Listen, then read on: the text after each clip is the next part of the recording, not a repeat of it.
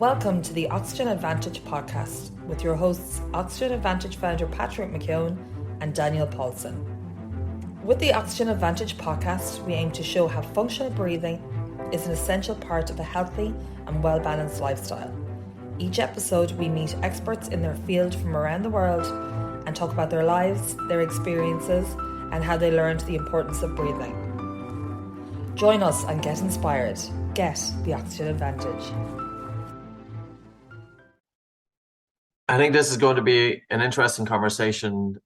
Here we are, three master instructors of the Oxygen Advantage, and we had a meeting in Galway here about 4 weeks ago. And Leo Daniel Ryan, who I know many years, was giving a presentation from his background as a strength and conditioning coach and the application of breathing in sports. And I think this is a conversation that really needs to be had, because strength and conditioning is, of course, about strength and conditioning. But what about the player who's gassing out too soon? And what about the application of functional breathing for functional movement? And is there a role of breathing in strength and conditioning? And could the strength and conditioning coach that incorporates breathing have an advantage over the one that doesn't? So anyway, that's what this conversation is being about. So I have Daniel Paulson, my usual co-host, coming from Sweden, and Leo Daniel Ryan is based in the east coast of Ireland. So welcome, everybody, and let the conversation begin. Awesome. Thanks, Patrick, and thanks for having me on. Where to start? Yeah, I suppose just to give the folks there a bit of a background about me. I trained with you way back in 2004, and my history is a bit interesting as a trainer, because I had chronic childhood asthma, which after you taught me originally the Buteyko and then migrated later on into the Oxygen Advantage. But when you taught me back in 2004, I was at one stage sick for 6 months in bed with asthma. So out of a total of just over a year, I spent 6 months in bed. I was on 3 inhalers, 14 courses of antibiotics, and over 425 steroid tablets, prednisolone, 5 milligram steroid tablets. I know, because I kept my tax forms. But to go from there, where 18 months later I was symptom and medication free, and then returning to sport, and then I went on to be a trainer and S&C coach. That is the 30-second elevator pitch of where I'm coming from. So what I'm trying to say is look, if I can do this, and if I've found that breathing has been a massive help to me, then it is without doubt going to help every other person that's there, because I would consider myself one of the weakest people in the room. Breathing wise speaking, like, my anatomy is awful for sport. I've got a really long, thin nose with small nostrils and a thin jaw. I've had 11 teeth extractions when I was a kid because I had too many teeth. And then, of course, I had the asthma on top of that as well. So from a physical performance point of view, I found that breathing was just incredible. In fact, I still remember the first day that I went back after all of my training. I went back onto the pitches. I played Gaelic football, which is an Irish sport, Daniel, and that some viewers might know. And I went back playing, and I remember we were doing 80-meter repeat sprints in mud that was like that thick. And it was one of those sessions where the team were just flogged, and I felt like I was walking over the mud, like I was running on water. It was just rep after rep, sprint after sprint. I would finish each one, and my breath restored almost automatically. By the time I was back to the start line, I was ready to go again, and I destroyed everybody in that session. And I was like, whoa, this stuff is powerful, really powerful. But kept it to myself for a long time. And then eventually, when I really got the sports science behind me and my understanding, then I decided to go challenge it and go, well, what's going on? Because nobody was talking about this stuff. Nobody at all. This is back even 2015, 2016. There was no conversations about breathing in sport, and certainly its effects on Leo, there's still hardly any. Sorry to cut across you there. There is still hardly any conversations about breathing in sports. Like, if you think of any of the university curriculum at the moment, aside from maybe George Dallam and a couple of others, is really being overlooked. But I'd say this will change. Mm-hmm. Oh, will, because it's been driven by top level sports. Like, we had obviously, Daniel, you're in CrossFit. We had Nigel Beach over with us, who's involved in, I mean, you tell the guys there, Patrick, just a couple of your instructors who are involved in maybe top level sports in general. Do you mind saying? Yeah, but pretty much across so many different spectrums, from MMA to rugby. And I think, yeah, we had about 25 people coming in from all corners of the earth, from South America to New Zealand. And each one of those were professionals in their own field, you know, and working with some of the top teams on earth. In actual fact, 3 of the people in the room, between them, were working with the All Blacks, with the Roses, and also in terms of the same instruction being used with the Irish rugby team. So I think it's definitely getting out there at this level, but it still has to trickle down. That's the thing. And how many strength and conditioning coaches know about breathing? How many of them really understand it? I think that it's coming more for people looking for the extra edge versus breathing and sleep as a foundation. So it's moving in from, okay, I'm looking for something that somebody else is not doing and bring it in, versus something that's a staple. Like this is what you need to do, because if your breathing and sleep is not intact, you will never perform at your full potential. You could be the best on the team, the best in the world, but you could have been better. So I think that is slowly moving in to every sport, but it takes time. Definitely takes time. But I suppose, Daniel, these guys are keeping it quiet to themselves. They're not letting people know, because that's what they do. But that's our job, right? We're trying to push it out there. That's it. But you know, Leo, I'd say what people are intrigued are, what do you think the actual contribution to your performance improvement was? You know, because most people don't consider that how you breathe during physical exercise is influenced by how you breathe off the field. And so they don't also consider that physical training is not going to change your breathing patterns unless you're swimming, or unless you're actively incorporating specific breathing protocols into your physical training. So what do you think? Because people must be wondering what on earth is after happening that you were able to make those strides. Yeah, these were the types of questions that I had back. I went back and trained with you for the Oxygen Advantage as an instructor back in 2015. It was the Buteyko, and 2016 was your first OA course that you had out, if I remember right. And I had these same questions because at the same time I, discovered other breathing methods and was looking at the convergence of all of them and trying to understand it. So in 2017, I put it to the test. And I said, you know what, I'm going to run a marathon. I hadn't ran in 10 years. I hadn't ran in 7 years. And it was something that I always wanted to do as a kid. I'd stopped playing my elite level sport and I was more focused on coaching at this stage. And I wanted to answer those questions. I said, you know what I'm going to do? I'm going to run a marathon. I'm going to do 0 endurance training. Hadn't endurance trained at all in the 7 years. No running, biking, swimming, nothing. And I said, I'm going to get some testing done. I'm going to do a VO2 max test and find out what's going on. And that started to dive me down the rabbit hole because, again, there was no research papers at the time. There was no evidence of what was going on inside. So I used myself as a case study. And what I found was fascinating. When I ran the first VO2 max test, and for those that don't know, we actually drew up a little whiteboard earlier on just before we came on board. Like I said, that's what we wanted to talk about, because you drew a good picture at our meeting that we wanted to talk about the aerobic state, the anaerobic threshold, the anaerobic state, and VO2 max, and using intensity and time on the Y and the X axis. Brilliant. So this forms the most fundamental assessment of how well you use oxygen in sport. So the way the test works is, I did it running because I was running a marathon. You could do a biking or rowing depending on your event. So you put a mask on you and you're strapped up to a heart rate monitor. And the mask is hooked up to a machine and it analyzes your oxygen consumption and your carbon dioxide expiration. And that's what it does. And then you have the heart rate monitor tracking your heart rate as you go along. The test then, what you'll see in this overall test is if you follow that blue line, this is the start of the test, and you start walking and it's fine, it's no problem. And then after a couple of minutes, the person conducting the test will either up the speed or will up the gradient on the test. And that continues to increase and increase and increase throughout the test until eventually you reach your peak, which is your VO2 max.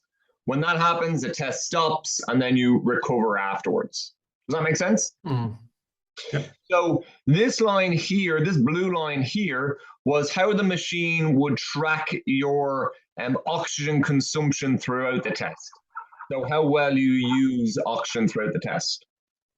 So, for example, the elite athletes in the world, you're talking cross-country skiers who are highly endurance-based athletes, they'd have a VO2 max of about 90 liters per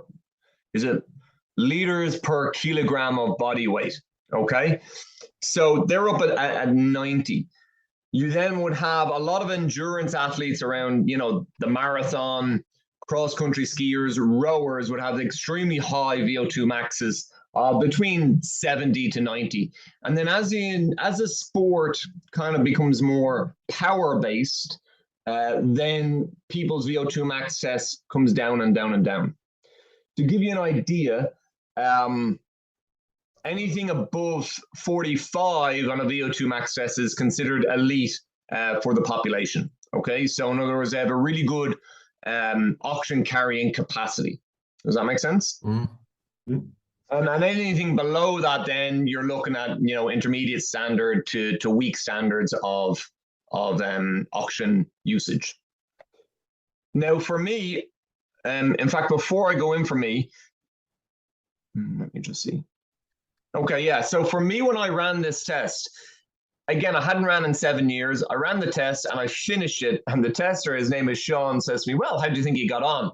And I says, "I don't have a clue how I got on. That's why you're here. You tell me." And he goes, "It's pretty impressive, Leo." He says, "Your VO2 was 52.1. He says, "Now, obviously I have triathletes and marathon runners, they'd be a lot higher, but you haven't ran in 7 years." He says, "That's pretty incredible that you're able to produce that." He says, "Did you not do any endurance training?" I says, "None." He says, "Okay." He says, "But the most interesting thing for me was how well you used oxygen, which is called your oxygen uptake, fraction of oxygen uptake." So at rest, we typically use about 3 to 3.5% oxygen. So the oxygen in the air, we can draw, there's 21% in the air, we can draw it and use 3 to 3.5%. In sport, typically, and in exercise, typically you can use up to about maybe 6.5.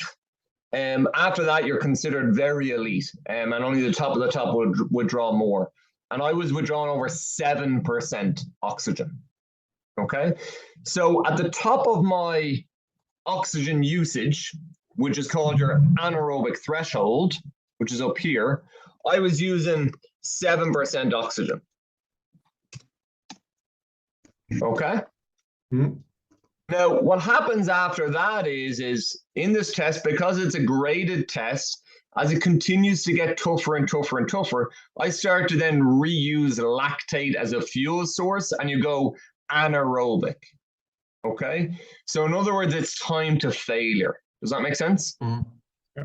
So anything to my left of this orange line, I'm using oxygen as my main fuel source, and anything to the right of this line, I'm predominantly using lactate as a fuel source. And that's really, really important, because the research in general would show that it's difficult to improve a VO2 max, but it's very trainable to improve how you use your oxygen. Okay, in other words, the AT, the anaerobic threshold, is much more trainable than the overall VO2 max. So think of your VO2 max as generally it's your genetics and how you were brought up and where you live determine your VO2 max. Whereas this is a really effective this is a really trainable aspect of the test. Does that make sense? Mm-hmm. Yep. Now, we can talk later on. I mean, in research, it would show that you can improve this by about 5 to 15%, which isn't very much. But in reality, I've talked to a lot of coaches, and this is very trainable to improve this. And you just don't improve it with traditional means, which is interesting, right? We all know where we're going there. Mm. So this is what the test is showing, and this is how my test was at 7%. What was even more fascinating was I did put my own little spin on the test. And I asked Sean, the tester, to go, I want you to mark on the test every time I put my thumbs up. Okay? So what was interesting was that when I put my thumbs up was exactly at this point here. Okay? So within 15 seconds of me hitting this threshold, I put my thumb up. What did that thumb signal mean? It meant I went using from all nasal breathing to using my nose to inhale and my mouth to exhale. Now that had never been done before. And that data was unique to me, but it was never in a research paper, that your anaerobic threshold could be related to how you breathe in a trained athlete. Does that make sense? Mm. So I thought this was amazing. Because now I had a means of how I was going to finish this marathon. Because obviously I couldn't use heart rate zones. I couldn't pace myself because I hadn't been running at all. But I knew that if I could breathe just with my nose, in and out of my nose, that at least I would have the energy to last the whole marathon. So what I did for the marathon then was I taped my mouth. I taped my mouth and I ran the marathon, the whole marathon with mouth taped, and got to the end and was fresh as a daisy, not a bother. It's so cool. I'm sure plenty of your competitors must have been looking and wondering what the hell is going on here, whatever landed myself into. Exactly. Yeah, you're right. It was the only person that got a stranger look was a gentleman doing it for charity, where he was running with a wheelchair backwards. But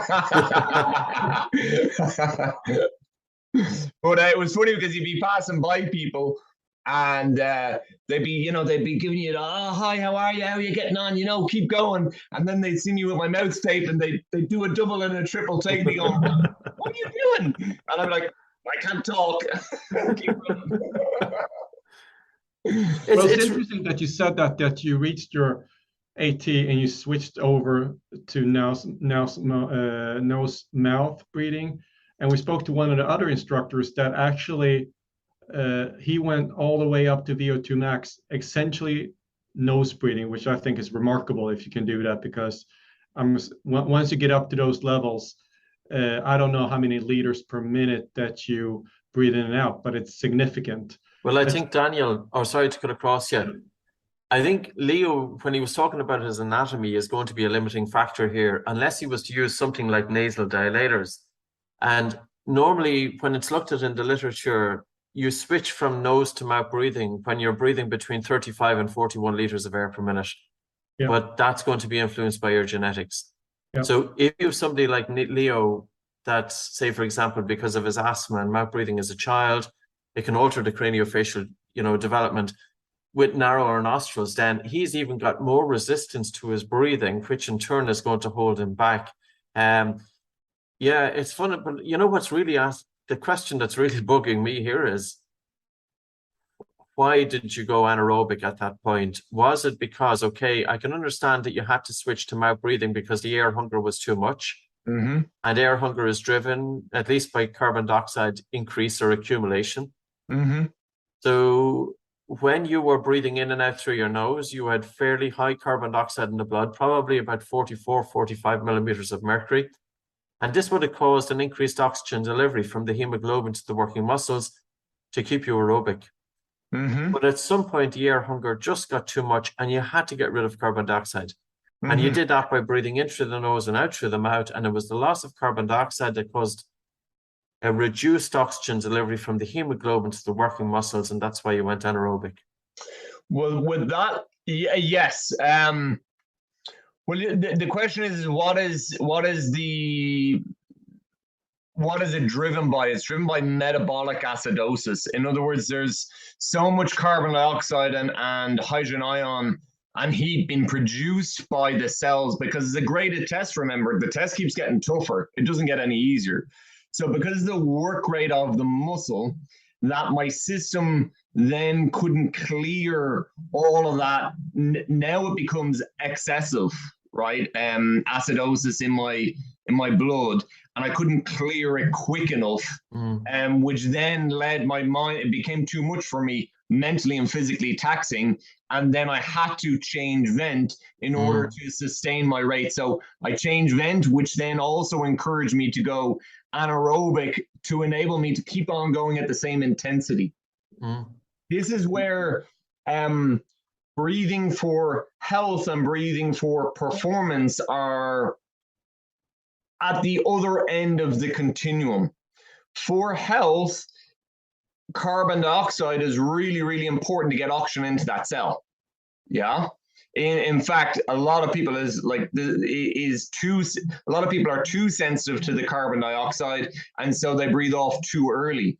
But when you're talking about pushing yourself to your limits, you're producing a lot more carbon dioxide and heat and hydrogen ion than you're able to get rid of at a quick enough rate. And that's why you can't then access that oxygen. And so your body reuses the lactate as a fuel source. So could it be something else, Leo? Is that with the increased carbon dioxide in the blood, you've got increased oxygen delivery to the working muscles, which in turn is oxidizing hydrogen ion to form water. So you're reducing acidity that way as well because of the oxygen effect. Possibly. And these are all, you're absolutely right, Patrick, and these are all aspects that need to be researched and understood, that we're here to kind of say to researchers and say to people who are out here and interested in this field, look, we now know this part of the equation. Now let's continue to build on the research underneath, and instead of using applied physiology, let's find out what's actually going on. What I did with this is, as I said, I'm a case study, and that doesn't stand for much in science, but I then got 12 people, and I've been training them for 2 years at that stage in breathing, as well as conditioning for Gaelic Games. And I paid for them to do the VO2 max test as well as I had done it. And what was really interesting is that they all hit this point, this anaerobic threshold, at a similar time for me.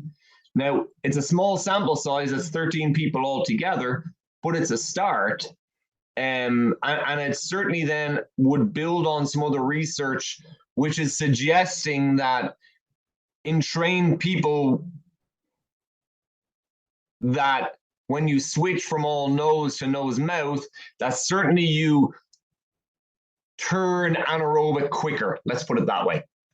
But there are people then, if they have very strong jaw lines, very good anatomy, there is evidence to also suggest that athletes can, and it's very possible for humans to breathe through their nose through a full VO2 max test and go to 100%. Does that make sense too? So the way I use this, and I would call it like a breathing level system. I know other people call it the breathing gears. So Brian McKenzie, who you had on the podcast before, Brian and I were actually talking at this time back in 2017 when I was testing this.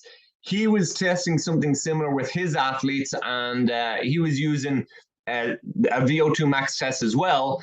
And then Rob Wilson and Brian ended up coming out with their version of the breathing gears, which is a little bit more in depth than this. I've kind of kept it real simple, because I just don't think that the research is behind it enough to give any other insights into what's going on. But in anybody that I've trained since, I would say there is a strong correlation between all nasal breathing and switching over to nose-mouth breathing and using lactate as a fuel source. Yeah. But you talked about the VO2 max here. What if you reach that level and you go you go very high up and you get into the anaerobic state? If you want to come back over and over again several times, how would you train that, and how would you use that? So you're to the right on this curve and you want to get back, and then you go up again. And in tennis, in football, ice hockey, those sports. Beautiful. So I look at this as a part of the strength continuum. Okay. So what I mean by strength continuum, on one hand for the body, when applied to sport, you got relaxation on one side of the continuum. Yeah. And then on the other side, you have maximal strength. So you're talking about using breathing, and you could power in that as well, right? So maximal strength and power. So you're talking about if you're using breathing for, let's say, CrossFit, where you're doing multiple reps of an exercise, or let's say soccer, where you're doing a sprint and then recovering, or judo in my case, where you would use it to be throwing people and use your power in activity, and then you recover, yeah? Mm. So if you use at this end, your breathing has a role to play in relaxation and in the generation of maximal strength and power. So on the one hand, if you have no strength or power and it's very light exercise, take for example, like going for a walk or a jog, well, then you'll go forever and ever and ever and ever and ever, because it's just about energy, right? But when you start using breathing for power, for force production, well, then you start using up energy a lot faster. So all you're doing is you're using your energy not only for activity, for physiology, using oxygen, but then you're also using it for the generation of extra power. So if you train your breathing as a baseline, it will help you to access here and recover quicker between relaxation and max strength. Does that make sense? Because you'll use your breathing for generating force, for generating IAP, for generating more muscle power, but then you'll recover and recover. You'll use your energy for endurance, for keep on going and going and going deeper into your set, and then you recover more. So a lot of people don't look at training their breathing specifically, but what I'm saying is that it absolutely can be used for that purpose. Does that answer your question, Daniel? Yeah, and also, like, I know it's more specific, but you have, while you do something as far as, let's say, running in soccer or sprint, what you should think about. I know we discussed this before, but also afterwards, if the game is on the other side and you have 20 seconds to recover, do you use certain training protocols such as nose breathing with long exhales, breathe light in the actual games? I know in judo it must be very difficult, but you have maybe pauses. But once you have these 20 to 30 to 40 second breaks on and off, beautiful. That are sport specific. Okay, so now we're talking about applying this baseline data across a real life sport, yeah? Yeah. I suppose before we dive into that, what I want to maybe map out here, when I talk about maximal strength or power, we're really talking about force production. We're talking about muscle contraction. Does that make sense? That is typically done in an anaerobic state. Okay.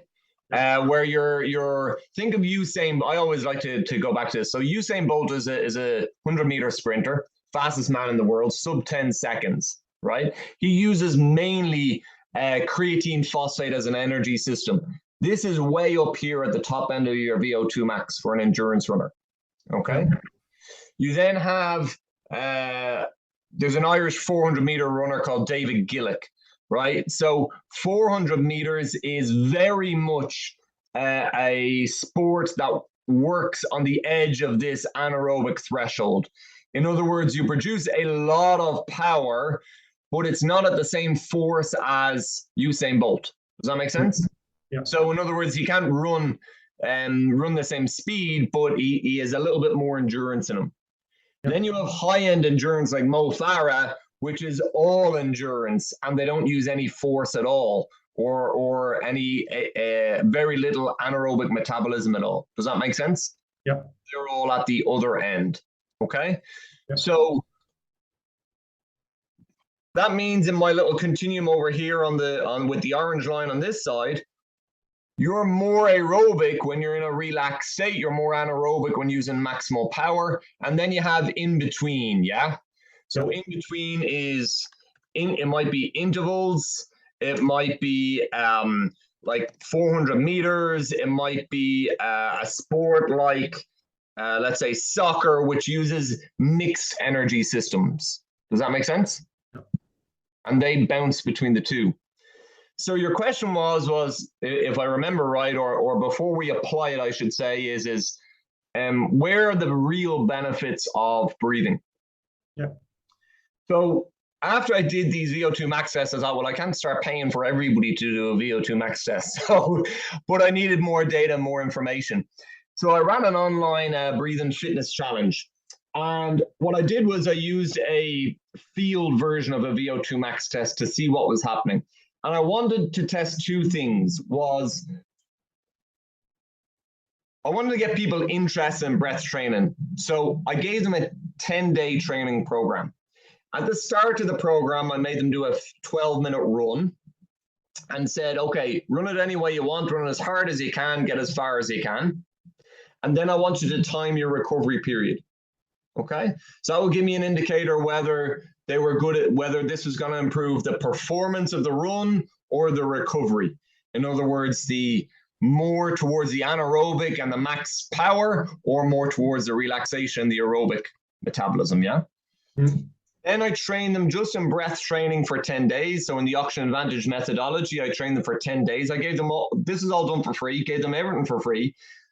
And then I got them to retest afterwards. And in the retest, I did the same thing. I said, nose breathe for as long as you can. You can go into mouth breathing. I want you to run as hard as you can for 12 minutes. And then I also want you to record your recovery time. What I found was that performance improvement was about 1 to 2% on average. Okay. But recovery improvement was, if I remember right, it was 32 to 40% improvement in recovery. In other words, how did you measure that? How was the measurement done? It was subjective, so it was timed, and timed until you were breathing calm after the run. So once they finished their run, time to calm breathing in and out of the nose. Okay, and that was done on the run before and the run afterwards. Yep. So this would lead back to what we're finding anecdotally is that breathing is amazing. Like the foundations of breathing is it's good for health. It's good for relaxation. It's good for rebalancing all the go that we have in this world. And when you do that, it really benefits repeat sprint sports, challenging mental performance sports, and it will also have some crossover into max strength and power, even for a 100-meter sprinter.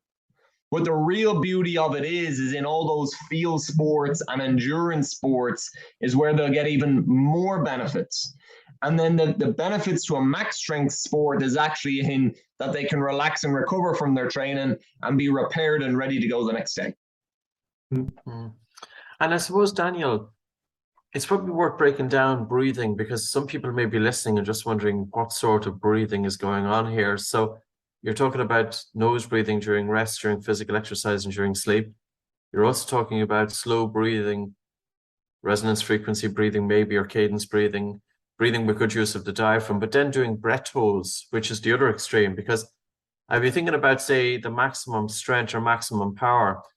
If we're practicing breath holds during jogging, and we're lowering our blood oxygen saturation down into the mid-80s, and we're increasing carbon dioxide, that's going to cause adaptations, which it's taught to improve the buffering capacity inside the muscle compartment, which in turn would also impact people who were involved with anaerobic. So both from the aerobic perspective to the anaerobic perspective, breathing, because sometimes in my mind, people think that breathing is just taking that deep breath, but there's more to that.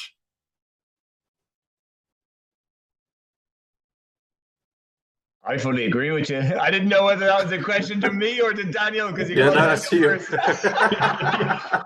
that's you. You're absolutely right. Like for me, breathing and breath training, 90% of the benefits are about health. Okay, so it's about helping you to breathe better through the day. It's about helping to restore better parasympathetic tone in the nervous system.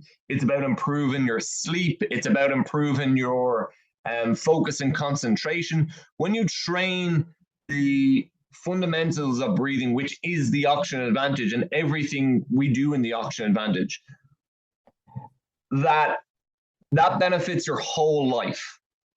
And then you can layer on the extra bit of performance work that will give the elite athlete or give you the extra edge in sport.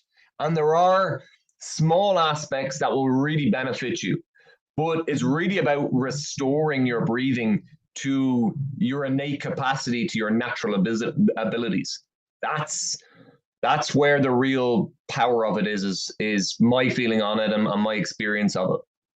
So would you think a huge benefit for elite athletes that practice, let's say 4 hours a day, 2 hours and then 2 hours, very, very hard, and that they have an elevated pulse rate probably for, I don't know, 30 to 60 minutes, maybe 2 hours, and then they go back at it again, and then an elevated pulse rate for 1 to 2 hours again, that affects their, resting pulse and then their sleep, and then you go back at it. So the main benefit would be to calm down, like you had the recovery right after. So when you go back into your next training session, you don't perform at 80 but at 100, and continue along that way. Would you say that's the biggest benefit? The old adage in sport is the fittest man isn't the one that can run the fastest, but the one that can recover the quickest. Right? That's an old saying in sport. Which I think is absolutely spot on, and that's where breathing comes in and really benefits that. Like if you're not, I think that a lot of elite athletes think they are recovering well, but the reality is that they're not. Now you can put metrics on this and relate it across to heart rate variability, and I know you've had other people on and talking about that, and I used heart rate variability for 3 years back 2015, 16, 17. And I just found that actually when you become trained in it, your breathing is much more sensitive to recovery and to knowing the state of your being than any tech is to date. And I tried quite a lot of them back then. And I just found that my breathing was much more sensitive. So when you train your breathing and get used to the Bolt score and even your maximal breath holds, that when you get a sense of where you are and how efficient your breathing is, it then acts as an amazing mirror for how well you're coping with the stressors of life. I know we had this discussion, Leo, I think 6 months ago, that I think these biometric devices has a role to play, especially the first couple of years, because you want to get into some sort of more routine, you want to get the immediate feedback, see what happens. But as you get dialed in, you can kind of leave it more and more and be more, you can feel it versus to see it. So, but there is a role for them to play as well. And it's good to see your HRV, your pulse rate, respiratory rate, whatever they may, how your sleep is, because I think that's a motivational factor for a lot of athletes. If you're that way inclined, if you're a quantitative person that loves numbers and you understand how to use the tech, I still use it with a lot of clients who are starting their journey and that way oriented, that quantitative analysis oriented. I think it's a brilliant lead in for people, but essentially like the most complex piece of tech that is known is what's in there. We haven't figured it out yet at all. And I think it's just amazing. And all you have to do is learn how to tune in. It's there for you. Leo, so in terms of recovery, there's going to be a number of factors that are playing a role there. What do you think those factors are? So if somebody is thinking about breathing, how can breathing help aid recovery? Is it the fact that you have your mouth closed during physical exercise, that there's increased oxygen delivery? Is it because of the balance of the autonomic nervous system? Is it because... You would think at the end of that marathon that it would take me a long time to recover afterwards, right? I was fully recovered within 3 days. I went back to, I hadn't been training in judo because I was specializing in the marathon and just focused on that. I didn't want to get injured. So I went back to train and absolutely annihilated myself on the Thursday. So the marathon was on a Sunday. That was a Thursday night. And I knew that I was fully recovered. And I said, you know what? I'm going to compete this weekend. And I competed the following weekend in the over 30s of veterans national championships. And I ended up getting a bronze medal in it. So I competed at quite a high standard for vets, and fully recovered within a week in a completely different sport. The benefits to breathing for recovery is quite simply, one, you're going to have a more resilient nervous system by training your breathing as a whole. In other words, you'll have a higher parasympathetic tone and you'll be able to recover your sympathetic tone quicker. By doing that, then you're going to have benefits on, you'll also then be able to use your breathing to calm your heart rate quicker and your blood pressure quicker after exercise. Because as we know, the heart is not separate to the diaphragm. The heart sits inside the diaphragm. It literally, if you look at a cadaver study, it makes an impression in the diaphragm. There's no separation. So as you restore your breathing more quickly and more efficiently directly after your sport, you're automatically calming down the heart rate. You're automatically calming down blood pressure. You're sending signals to the brain and the autonomic nervous system to rebalance and restore straight away. And you're starting the whole repair process in your body almost from your first breath after you finish. Whereas somebody who is less aware of their breathing or is less trained and has a less efficient breathing, then they're going to be afterwards, they're going to be out of breath for longer. They're not going to be thinking about it. So they're going to maintain that adapted breathing pattern for a lot longer, which is going to keep the whole body and mind in a state of stress for a lot longer. Then they mightn't sleep as well, which means they're not going to recover and restore. They're not going to get rid of all of that, all of those metabolites that you generated during the day. And now it goes into the next day and the next day and the next day. And any recovery modality really is about calming the body down. Some of them do it indirectly, some of them do it indirectly, but it's about calming the body down so that you can sleep better. And sleep is where recovery really happens. A question then, how do you, now I know this is a difficult question to answer, but the two aspects, raising your baseline and also the ability to, if you tell somebody to slow breathe, you get immediate effect after a few minutes, but you don't raise the baseline that quickly. What would you say a person can expect? How many months or how much training do they have to put in to raise their actual baseline? Because you can get immediate effect. So what's your, as a coach, what do you tell your students when they come? So my background is in S&C, which means that I analyze training programs to quite a fine detail so that I know at least what response I want to get out of it. And this is something that proved difficult, even with the array. Like the Oxygen Advantage has quite a narrow set of techniques, and there's multiple techniques in there that actually elicit similar types of responses. When I'm coaching people, at this stage, I use two techniques, right? I use the preparation for high altitude training, which is a walking breath holds interspersed with a 60-second rest period. Okay. I use that for improving CO2 tolerance and dampening CO2 sensitivity. And then I use breathe light to breathe right.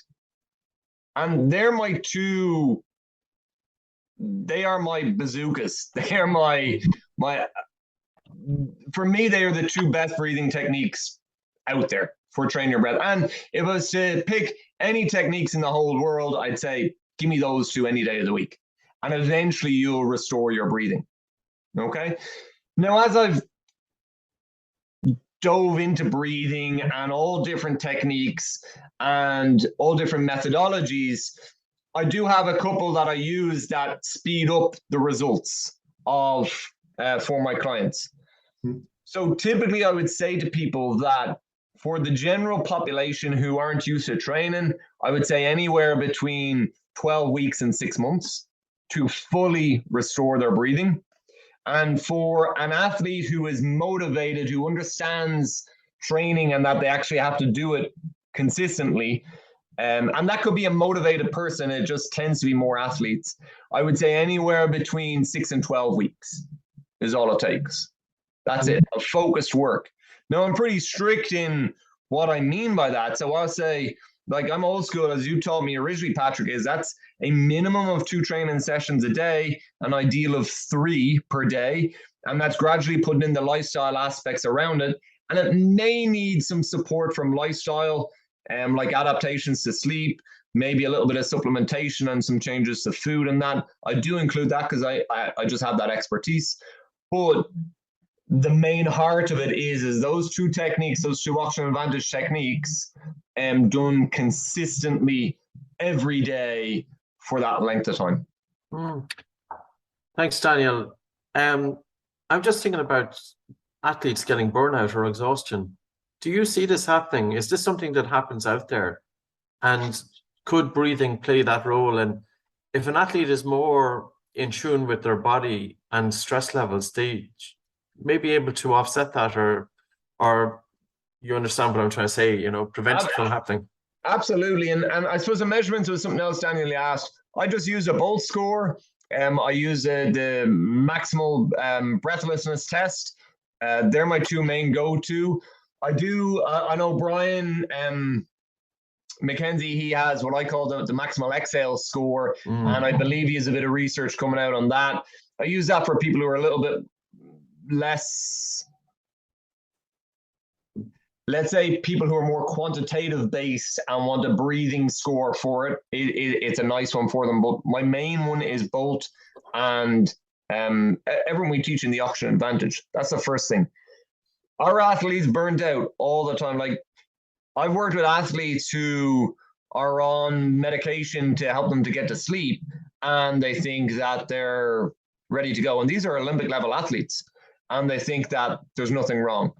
You got to remember that just before burnout, when you're stressed, you lose a sense of interoception, or you can't feel the signals that's going on in your body. Your brain doesn't see them clearly. So you don't know what you don't know. So you just keep pushing and pushing and pushing and pushing. So when you do the Bolt, and you've all had athletes who, at the top of their sport, and all of a sudden they're producing an 11-second Bolt, and you're like, oh, something's not right here. And are they on a road to burnout? Absolutely. Absolutely. I'm sure, Patrick, you have some, maybe you want to give some cases or just some athletes that come to mind that, and Daniel, you too, just so people get an understanding. This isn't just Leo and his clients' version. Oxygen advantage instructors across the board are seeing this. Oh, we've seen it, and not necessarily either professional athletes, Leo. I've seen actually just normal recreational athletes pushing it too hard. They might be involved with triathlete or whatever. And myself and Daniel were talking to one, I can't remember who it was, but he told us he was pretty much at the peak of his game at a world-class level, had exhaustion, and he was bedbound for 6 months. Yeah. Like, that is some change. Well, Paul Chek is a very famous trainer over in the States, and he put it wonderfully. It's every summer needs a winter. Every day needs a night, every summer needs a winter. And you can go without winter for a year, 2 years, for even 2 or 3 decades. But eventually, winter comes. And what winter means is winter is the time for nature to hibernate, for you to calm down, for you to relax, for you to recover, for you to go inward and look and see what's going on inside yourself. Yeah. In other words, it's your time to relax and restore and regenerate. But if an athlete pushes it, and they can push it for decades at an elite level, but if they do that, eventually winter will come. And it will result in them being, I've seen it with very bad diseases and mental health issues and chronic fatigue syndromes in people who are, they get to their 40s, sometimes 50s, and all of a sudden their body just falls apart. And chronic fatigue syndrome we have worked with that too over the years in terms of gently rehabilitation and bringing balance to the autonomic nervous system, almost that you're reversing the overtraining that's happening. And you're doing it so gentle over a period of time to help bring regulation. And CFS is just one of those, it's not a nice condition. No, absolutely not. And it's somebody who has been under a lot of pressure and a lot of stress and possibly trauma too for a long, long time. And it is a syndrome. A syndrome by definition means they don't know what's going on with it. They don't know where it's originating, but they do know it's chronic fatigue. So they know it's due to you burning the candle at both ends for too long. So I always take things back. I'm a simple guy. The way the human body and mind works, as I see it, is you have inputs, throughputs, and outputs. And all the time, medicine and science is looking at what's going on inside, what's going on in your blood, what's going on in your HRV, what's going on in your mind. These are the throughputs, right? But what I do is I step back and I go, okay, well, what are your inputs? So what's your breathing like? What's your exercise like? What's your sleep like? What are the things that you actually have direct control over in your life that are fundamental to human beings? And then how can we improve them so that you feel better, which is your output, so that you can perform better, which is your output. So if your outputs are off, a lot of people look at the throughputs. I don't. I go a stage earlier and I go, well, what are you putting in? Yeah, I just look at that simply. And the more simple I get, the better results I seem to be getting over the years. And breathing is really at the core of all of that. And there are some other things which I know Daniel will love to talk about, which we might leave to another day, but the likes of heat and cold are very, very simple things that I think we've forgotten as humans, and we're only reminding ourselves of again. Yeah. That also has back to the basics, impact on recovery and your breathing pattern. So that for another time. But yes, I think this has been fantastic. I think we could go maybe deeper in at some stage on some of these as well. I think this is interesting also because I think a lot of coaches will still understand most of this. So I think it's highly relevant. And putting the focus on recovery, like you said earlier, Leo, very interesting. So Leo, where do you see the future of this with S&C? I know I'm putting you on the spot. Well, I think as a whole, the oxygen advantage methodology will be adopted wholly across the board. They might not call it that, but essentially, nasal breathing will become a standard as a baseline breathing pattern. People will remember experts will remember that that's what we're meant to be doing, and they will communicate that downstream to everybody. Breathing through your nose at rest, during all light exercise and moderate exercise. And I think at high intensity exercise that the mouth will open depending on how people have developed and formed and what their anatomy is like over time.